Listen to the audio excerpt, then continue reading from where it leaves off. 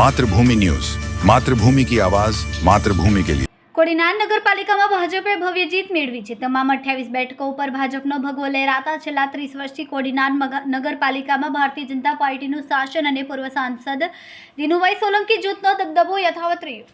ચૂંટણી પૂર્વે જ 4 બેઠક બિનહરીફ ભાજપને મળી હતી, ત્યારે આજે બાકીની 24 બેઠકો ઉપર ભાજપે ભવ્ય વિજય મેળવ્યો અને અનેક કાવા દાવા તેમજ એડી ચોટીનું જોર લગાવવા છતાં કોંગ્રેસ ખાતું ખોલાવવામાં પણ નિષ્ફળ રહી। આ ચૂંટણીમાં કોંગ્રેસના મોટાભાગના ઉમેદવારોને માત્ર 3 આંકડામાં જ મતો મળ્યા હતા, જેથી આગામી દિવસોમાં લગભગ મોટાભાગના કોંગ્રેસના ઉમેદવારોને ડિપોઝિટ દૂર થાય તેવી સ્થિતિનું પણ નિર્માણ થયું છે। કોડીનાર પાલિકાની સામાન્ય ચૂંટણીમાં ભાજપની જીત નિશ્ચિત હતી। કોંગ્રેસના ઉમેદવારની ડિપોઝિટ પણ ગુલ થઈ છે। આ જીત કોડીનારની જનતાની છે, જે અમારા પરિવાર ઉપર વિશ્વાસ મૂક્યો છે, તો વિશ્વાસ કાયમ રાખીશું। કોંગ્રેસના અમુક લોકો કોડીનારના નેતા બનવા ગયા હતા, પણ લોકોએ તેમને ઘર ભેગા કરી દીધા। એક તો કોડીનારમાં કે જે અમારા ઉપર અને ભાજપ પરિવાર ઉપર જે કોડીનારના લોકોએ, સિટીના લોકોએ જે અમારા ઉપર વિશ્વાસ મૂક્યો છે, આપ જોઈ શકો છો કેટલા લોકોને 70% લોકોની ડિપોઝિટ દૂર થઈ છે ને સૌથી વધારે મતદાન કરવા ગામે અમારા ઉપર ભરોસો રાખ્યો છે, ભાજપ પરિવાર ઉપર ભરોસો રાખ્યો, એટલે અમારા કામગીરી હવે સૌથી વધારે કરવાની રહેશે। શિવાભાઈ, કોંગ્રેસ શું કહેશો એની નિષ્ફળતાનું કારણ? કોંગ્રેસ બોલવાનું નથી, કોંગ્રેસ અહીંયા છે જ નહીં, પણ એના અમુક નેતાઓ લોકો જે રાષ્ટ્રીય નેતા લોકો છે, શક્તિસિંહ છે, બીજા ઘણા લોકો અહીંયા આવીને મોટા પરીખા ખુલે છે ને, એના જે ટેવ છે એવા ખોલી ગયા છે ને નવા જે વરસાદ આવે ને દેડકા ડે કરે છે, એવા અમારા તાલુકાના પણ એવા 2-5 ડે કરી ને અત્યારે વયા ગયા છે। વરસાદ પૂરો થયો, એ લોકોનું કામ પૂરું થયું। શિવાભાઈ, આટલી મોટી બહુમતી આવી છે, સૌથી પહેલું કોડીનારની પ્રજાને શું કામ આપશે?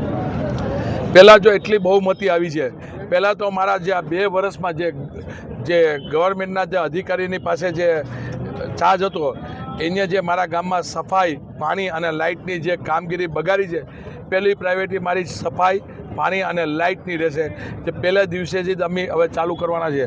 કારણ કે અમારું ગામ એટલું એ લોકોએ 2 વર્ષમાં બગાડ્યું છે, અધિકારી લોકોએ, કે એના પોતાના લાભ લેવા માટે, એના માટે પહેલું એ જ કામ કરવાનું છે। લાઇટ, પબ્લિકનો આભાર માનું છું, એમ ટીવી મીડિયાનો, જે ટીવી મીડિયા જે પહેલેથી છેલ્લે સુધી જે સપોર્ટ આપ્યો છે, લોકોને ઘર સુધી તમે જે ટીવીથી માધ્યમથી પહોંચાડો, તે લોકોનો પણ ખૂબ આભાર। કારણ કે ચેનલો લોકો જોયું, એ લોકોએ અમને એટલા બદનામ કર્યા છે, કાંઈ કિડનેપિંગ થાય છે, બૂથ બધાય કેચમિંગ, એ લોકોએ કેટલા કર્યા, આપે જે મીડિયાથી દેખાડ્યા, તમારો ખૂબ આભારી છું।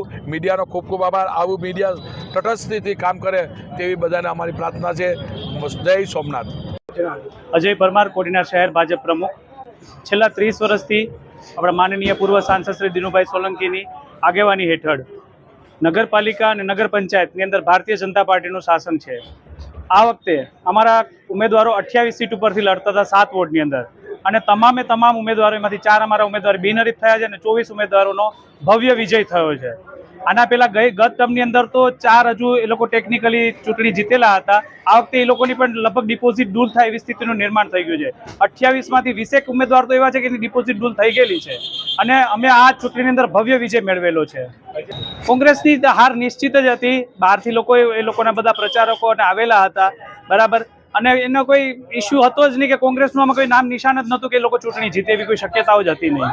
કોંગ્રેસ એની પ્રકૃતિ મુજબ કાર્ય કરતી હોય છે, પણ કોડીનારની જનતાએ વિકાસની રાજનીતિ અપનાવેલી છે, અને કોડીનારના સુદૃઢ વિકાસને વધુ સુદૃઢ બને એના માટેની તકેદારી લઈ અને પોતાના મત આપેલા છે, અને લોકોનો પોતાનો પૂરેપૂરો વિશ્વાસ અમારા પૂર્વ સાંસદ શ્રી દિનુભાઈ સોલંકીની આગેવાની હેઠળ હતો અને રહેશે, એ આ ચૂંટણી દરમિયાન સાબિત થઈ ગયું છે। ખૂબ જ ટૂંકા સમયમાં માતૃભૂમિ ન્યૂઝ OTT પ્લેટફોર્મ અને મેગા સિટીમાં કેબલ નેટવર્ક સાથે જોડાઈ જશે, તો જોતા રહો માતૃભૂમિ ન્યૂઝ।